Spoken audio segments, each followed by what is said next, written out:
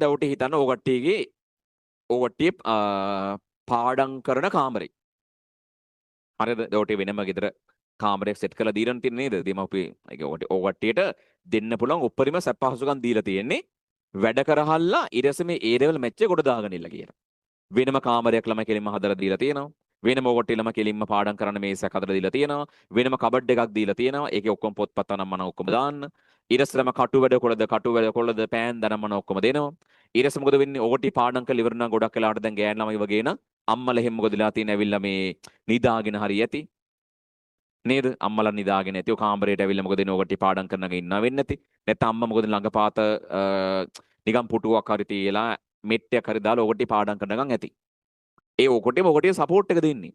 නැත්තම් මොකද වෙන්නේ? ඔටි පාඩම් කරගෙන ඉන්නකොට ළම 10ට 11ට විතර මොකද වෙන්නේ? ඔටි තේ එකක් එහෙම හදලා ගෙනත් දෙනවා. ওই කටියට මොනවත් වැඩ කරන්න දෙන්නේ. අතු ගාන්න දෙන්නේ, වලං හොදන්න දෙන්නේ, ගෙදර නම්මන මොන වැඩ කරන්න දෙන්නේ. ඇයි මේ? ඔය කට්ටියට සම්පූර්ණ සපෝට් එක මේ දෙන්නේ. ඔබල මොකද වෙන්නේ?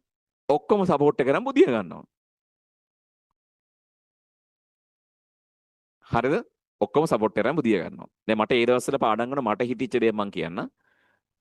ඒ දවස්වල මේ පාඩම් කරනකොට අම්මා 11ට නිදා ගන්නවා. අම්මා 11ට නිදා ගන්නවා. අම්මා 11ට නිදා ගන්න කලින් මට 10:50ට විතර තේ එකක් ගෙනත් දෙනවා. 10:50ට විතර මට තේ එකක් ගෙනත් දෙනවා. හරිද? ඊට පස්සේ මොකද වෙලා තියෙන්නේ? ඒකල අම්මා 11ට නිදා ගන්නවා. දැන් මට ඇහෙනවා ලයිට් එකම ඕෆ් කරලා අම්මා නිදාගත්තා. මට ඇහෙනවා. මම 11:10ට තේ එක බොනවා. සම්පූර්ණ බීලි ඉවර කරනවා. ඒකල්ලා 11:20ට බුදියා ගන්නවා. හරිද? ඒ කියන්නේ මම කරපු දේ මට මේ කියනවා මට මතක් වෙච්ච මම කියන්නේ. හැබැයි ඒක ළමයිනේ මම දවසක් දෙකක් කරද්දී මට ලැජ්ජා හිතුණා. සිරාවට මට ලැජ්ජා හිතුණා. හරිද? මට හිතෙච්ච දේ මම මේ කියන්නේ මට සිරාවට ලැජ්ජා හිතුණා. මොකද්ද යකෝ මම මේ කරන අලුගුත්තේරු වැඩේ කියලා. මොකද්ද මේ විල්ලෙජ්ජ නැති වැඩේ? අර මිනිස්සයා 10:50ට තේ එකක් ගෙනත් දෙනවා.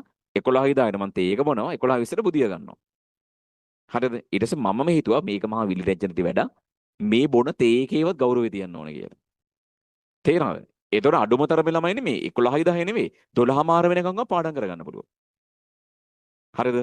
දැන් ඕක ටිබල් නැති සර්. ඉතින් අපි හැමදාම කරන අපිට ලැජ්ජ නැහැනේ හරිද? ලැජ්ජ වෙයල්ලා. එහෙම කරන්න එපා.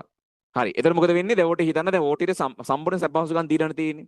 දැන් ඕගොට්ටි කාමරේ තියලා තියෙනවා ඩස්බින් එකක්. හරිද? දැන් ඕටේගේ ගෙදර කාමරේ ඩස්බින් එකක් තියලා තියෙනවා. ඕගොට්ටි පාඩම් කරලා දරුවනේ කෙලිම කටු වැඩ කොළ ඊරස අඹ කාලා අඹ පොතු. හරිද? ඊරසලම මොකද වෙලා තියෙන්නේ? කෙහෙල් කාලා කෙහෙල් පොත්තා, ටොෆියක් කාලා ටොෆිය ළමයි පොත්තා, චොකලට් එකක් කාලා ඒකේ කොලේ දැන් ඕකේ දාලා තියෙනවනේ. හරිද? තවත් තමයිනේ ඕකට දාන්න අමතක වෙච්ච දේවල් ඕකටගේ මේසෙට තියෙනවා. තේරෙනවද? ඒ කියන්නේ දැන් මීට මාසෙ විතර කලින් කාලා යෝගට් එකක් තියෙනවා. හරිද? ඒකේ කෝප්පේ තියෙනවා. ඊළඟසලම ඉවර වෙච්ච පෑනක් තියෙනවා. ඒ පෑන තියෙනවා. ඊට පස්සේ ඉවර වෙච්ච ටිපික්ස් එකක් තියෙනවා. ඒකක් තියෙනවා. ඊට පස්සේ මොකද වෙන්නේ? එකී මිකී නොකී බස්වල කඩවල වල ටිකට් අනම්මනම් ඒ වගේ කෑලිත් ඕකේ තියෙනවා. තේරෙනවද? ඒ ඇස්ස ළමයි ගත්ත ඕගට්ටි ඔය ගන්න ඔය ඇස්ස ටිකට් ගන්න උනුත් ඉන්න මහජන සම්පත. ඔහොම ගන්න නෑ ඒ උනුත් ඉන්නවා. ඒ ලෙවල් බැරි වුණොත් අඩුමතර මේක හරි ඇදියන් කියලා හරිද? ඒක බැරි වෙලා තේල වලට කඩින් ඇදුණොත් තේල වල නවත්තන්න ඩයල් ඉන්නේ ආයේ. හරිද?